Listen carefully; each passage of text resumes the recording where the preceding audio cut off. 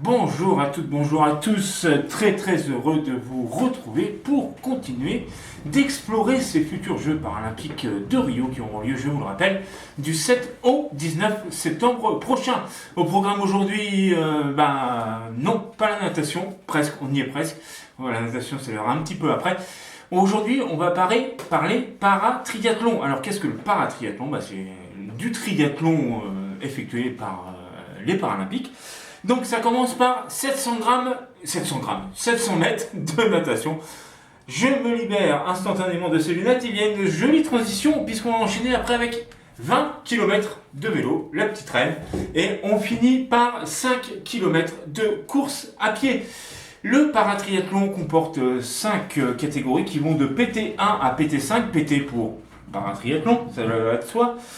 Et 3 catégories sont retenues pour cette première participation du paratriathlon aux Jeux paralympiques. 3 catégories sont retenues chez les hommes et 3 chez les femmes. Quelles sont-elles? Chez les hommes, il s'agit de PT1, c'est-à-dire des paratriathlètes qui vont devoir utiliser un vélo à main et un fauteuil pour la course. Également présent le PT2 avec un vélo classique et pour courir, on peut courir avec ses prothèses de jambes, et le PT4 qui, eux, ne peuvent pas du tout se servir de leurs bras.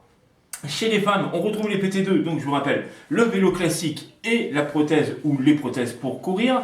Le PT4 qui est donc le vélo, la course, etc. Mais on ne peut pas se servir de ses bras. Et le PT5 qui est une catégorie pour les déficients visuels qui se courent avec un guide du même sexe. Donc ce sera une fille avec une fille. Et bien évidemment, le parcours vélo se fait en tandem. Les épreuves auront lieu pour le paratriathlon le 10 et le 11 septembre. Chez les Français, de nombreuses chances de médailles avec nos participants.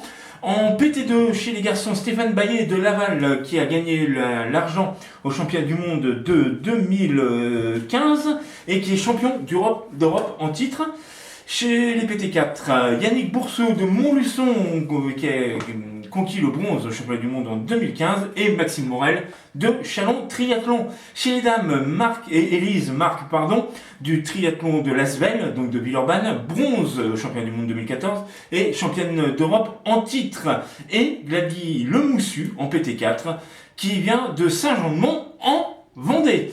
Voilà, je vous rappelle que ces épreuves ont lieu le 10 et le 11 septembre prochain. Ce sera du côté du fort Copacabana, bien évidemment.